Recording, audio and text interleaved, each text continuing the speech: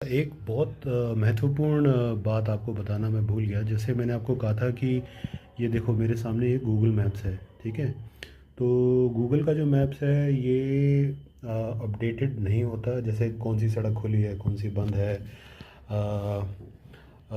Parkings कहाँ पर हैं, कहाँ पर नहीं हैं, ये सारी चीज़ें और बहुत प्रकार की चीज़ें गूगल मैप्स तो प्रोवाइड नहीं कर रहा है। और इनका जो अपना ऐप है उसमें भी वो चीज़ें नहीं मिल रही हैं जो जैसे मैंने आपको बताया था। तो हम लोगों ने क्या किया, इस प्रकार से घर से चलने से पूर्व हमने ये कलर्ड मैप्स जो हैं अच्छे से स्टडी, पहले हमने मैप्स को स्टडी किया बड़ी स्क्रीन पे। क्योंकि फ़ोन में क्या होता है ना कि छोटा मैप खुलता है, मतलब बड़ी स्क्रीन नहीं आती इसकी, तो उसमें इतना ज़्यादा पता नहीं चलता है। तो हमने लैपटॉप पे अपने बड़े स्क्रीन पर यहाँ के प्रयागराज के मैप्स को अच्छे से पढ़ा। और जिस भी हम नई जगह शहर पे जाते हैं तो हम वहाँ के मैप को स्टडी कर लेते हैं। और मैप्स को फिर हम जो इम्पोर्टेंट मैप्स के पार्ट होते हैं उसको हम प्रिंट कर लेते हैं। अगर आपके पास कोई टैब है, बड़ी स्क्रीन वाला टैब है, तो आप जब ट्रैवल करते हैं तो उसको कैरी कर सकते हैं। बट हमने हम अपना टैब लेकर नहीं आए, लैपटॉप भी लेकर आना नहीं चाहते थे यहाँ पर।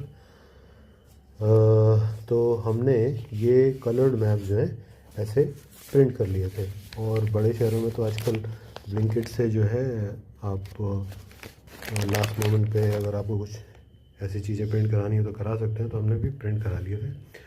तो इनकी मदद से शहर में घूमना फिरना हमारे लिए काफ़ी सरल हो गया था, ठीक है जी। और इस मैप के ऊपर फिर जो प्रयागराज का जो मैप है आपने ऑनलाइन देखा होगा, हमने उसको सुपर इम्पोज कर दिया था। अब आप सुपर इम्पोज को हिंदी में इसका शब्द क्या होता है वो मुझे नहीं पता है। तो उस मैप को, जो प्रयागराज का मैप है जिसमें सारे सेक्टर दिए हुए हैं ना, सेक्टर 1 2 3 जैसे सारे रेल घाट ये सब, वो जो सेक्टर हैं उसको इसके ऊपर हमने सुपर इम्पोज कर दिया था। तो उससे हमें समझ में आ गया कि कौन सा सेक्टर कहाँ पर है, क्योंकि गूगल के मैप पे वो सेक्टर नहीं दिए हैं। मगर जो प्रयागराज का जो सरकारी ऐप बनाया है उसके ऊपर सेक्टर दिए हुए हैं। तो दोनों मैप्स को हमने आपस में मर्ज कर दिया था, ठीक है। तो ऐसे फिर हमने यहाँ पर हमें बड़ी सुविधा रही भीड़ भड़क्के से बचने के लिए। तो ये बहुत इम्पॉर्टेंट टिप है।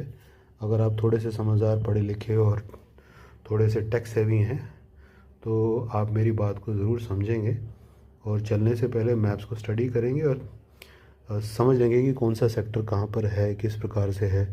और फिर तो यूट्यूब वगैरह से इन्फॉर्मेशन इकट्ठी करके हम समझ गए थे कि कौन कौन से जो सेक्टर है वहाँ पर भीड़ है, कौन से घाट हैं जहाँ पर ज़्यादा भीड़ है।